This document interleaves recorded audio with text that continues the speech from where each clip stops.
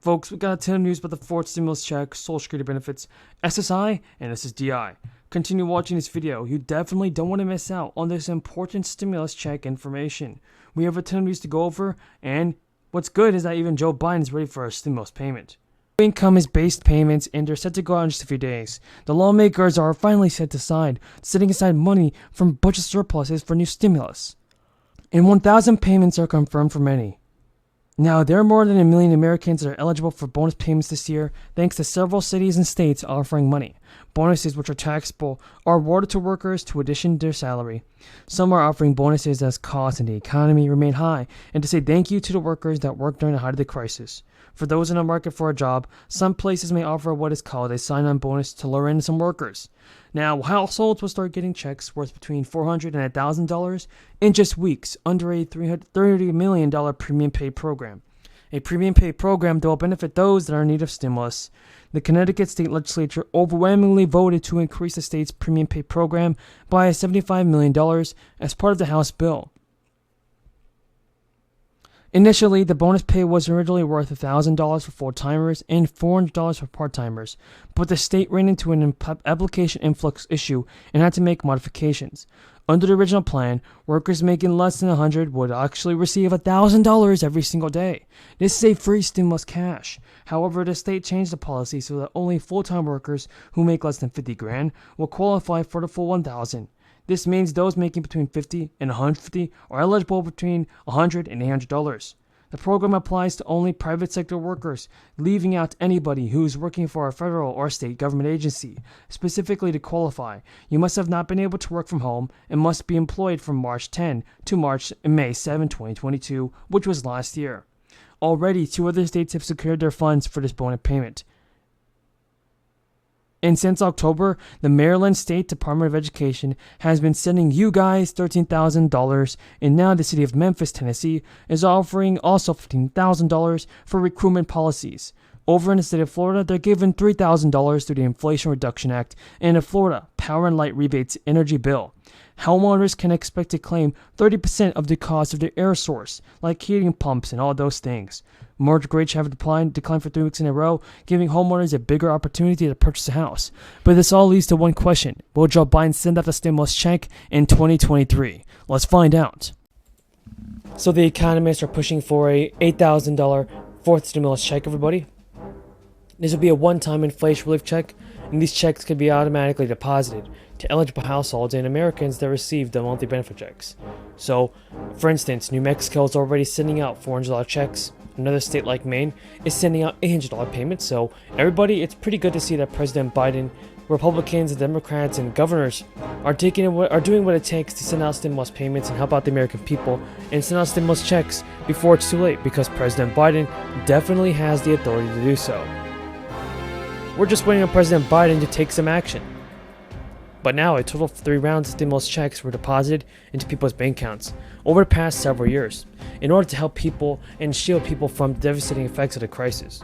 But the crisis has not stopped affecting millions of people's lives. For instance, Americans will spend thousands of dollars in extra money this year, in part due to the after effects of the crisis. And many are hoping from the federal government that they will take action to help defray the big expenses with another stimulus payment. Since the crisis has led to surging inflation, which has impacted many families and senior citizens. Factors that are causing inflation to be at a 40-year high. Crisis-related supply chain disruptions and increased demand for goods and services, and following an extended lockdown are 2 of the leading reasons why prices have gone up so much this year. The U.S. Congress actually said that in a report they showed that how much prices have risen for the typical household, and the numbers are not good. It's bad, everybody. According to the data, even if prices stop going up for the rest of the year, the inflation that has already been happening means that the average American household has already paid around $10,000 more in the past 12 months for these overpriced goods. That's a huge sum of money, and it's the money that most people cannot even afford, especially if their jobs are disrupted or stagnant. And with Americans out of so much cash, many people believe the federal government should step up to provide checks that would cover these costs and losses. According to some economists, if lawmakers wanted to even out the cost for Americans, then we need to send out $8,000 relief checks. Other economists say that even higher payments might need to be sent, If prices continue going up instead of remaining stagnant through the remainder of 2022, something has to be done. People can relief packages have also been provided for thousands of families, and the good news is that many states are recognizing that inflation has been detrimental, and they're sending out money to help residents cope with this. So while the payments being sent are smaller than the $8,000 checks, at least those in states that are offering aid will get some support to cover the huge extra expenses in inflation and it's causing families to incur some difficulties. So, according to New Mexico, for example, low-income households in New Mexico have less than a week to apply for a fourth stimulus check worth at least $400, and the latest stimulus checks are being administered by the New Mexico Human Services Department. Its state is accepting applications until 5 p.m. on October 7th, and the fourth check is also intended for low-income households.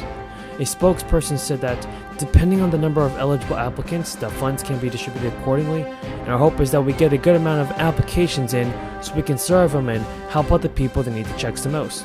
So it's good to see that some states are actually doing some good action and sending out stimulus payments. Good to know. So here, everybody, this is what I need you to know. New Mexico's Department of Finance and Administration is actually starting to send payments also to approved applicants, that is, before the end of November, and applicants who are chosen for this payment will be informed by the confirmation. So state officials, for instance, will also prioritize homes with the lowest incomes.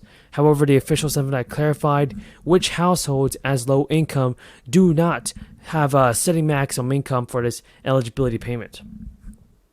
Now, Maine residents may be eligible to receive up to $850 in crisis relief checks thanks to a surplus in the state budget and offering some financial assistance to address inflation-induced economic strains.